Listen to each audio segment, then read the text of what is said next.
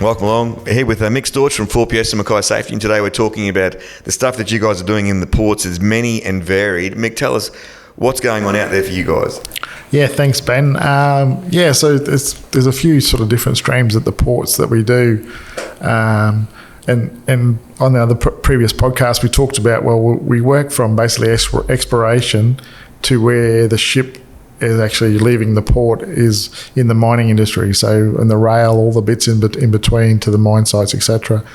So at the ports, we do a few things, and probably the main thing is working for the principal owners of those ports or working for the services contractors, and generally that's around safety services, so supplying safety people to do reviews on procedures and things like that, to basically working for the contractors and helping supply safety bodies, people for their project work that they do out there. So yeah.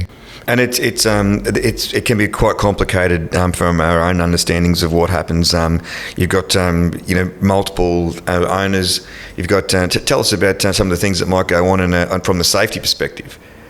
Yeah, so there's always a conflict sometimes that we have some of our clients that access the ports that actually don't work for the ports. They actually work for the shipping companies, and they supply consumables, food, sorts of parts, all those things to the ships when they come in to dock and fill up. And they have to, it's quite a manageable thing. So they have to manage the port requirements, but also the requirements to supply those shipping companies as such. So it can be a bit hard sometimes with a bit of a crossover in there. So ultimately they have to comply with what the port requires. But yeah, so it does definitely make some challenging efforts there with some of the people that we work with there. So, and your intricate understanding of the policies and procedures, though, makes it easier for the user. Yeah, absolutely right. So again, it's just about, there's always a system and process in place. So they know what they need to do, we know what they need to do, and then it's just about communicating. So, when you're here, you need to do this. These are the things that you need to do, and then just manage them from that point of view as such. It's a lot of conversation type things with those sorts of jobs and things. So. Yeah, working through the varied situations and circumstances, because I know you also supply a lot of safety people out there.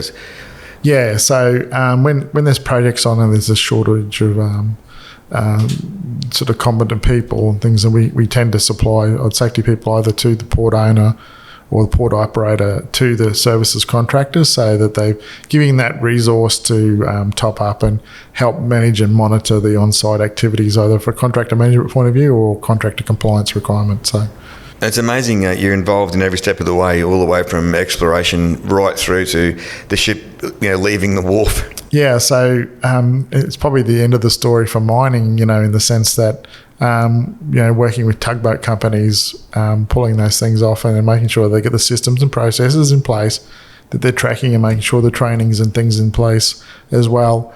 Like even our software is designed to, with tugboats, they have all these different license requirements. So, certain tugboat operators, and they've probably got a license, they can go out 5 kilometres and then it changes to 10 kilometres and out to 50 kilometres.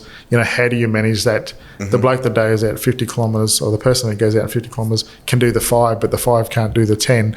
So making sure that you've got a way of tracking all that information and that you're using the right operator to do those sorts of things. So that's part of where our 4PS software sort of ties into that part of it. Yeah, absolutely, and it's a way of easily tracking, monitoring, and understanding for the operators and staying compliant. Yeah, correct, absolutely. And then if you add the 4P mobile on it, where they're doing the pre-starts and toolbox meetings and timesheets, all those things, then it just wraps it all together and just streams it out, and then it's just successful from that. Simple as that. And the maritime industry as well has had some sort of huge, advancements or huge requirements put upon it in the last 15 years. So there's a bit of, it's all new seas.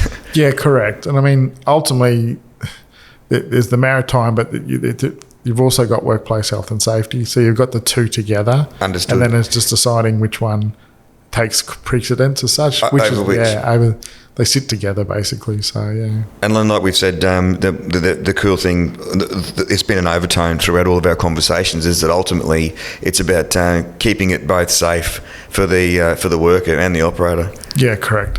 And that's the ultimate thing that comes out of that. And then, I mean, you can throw everything else in on top of it. You know, if they do it right, then the environment's protected. You know, the quality's protected. You know, it just goes on, and it's a universal thing for businesses to have. If you get the systems and processes in place, then ultimately you get success. And when the systems and processes are easy and not a hurdle or not a hindrance, it becomes easy to do it all the time. That's key to it. Absolutely. There's no other way. So, and the challenge is to make it that simple. So. No, it was awesome. Mick Storch from 4PS and Mackay Safety. Thanks for coming along. Thanks, mate. It's been great. Thank you.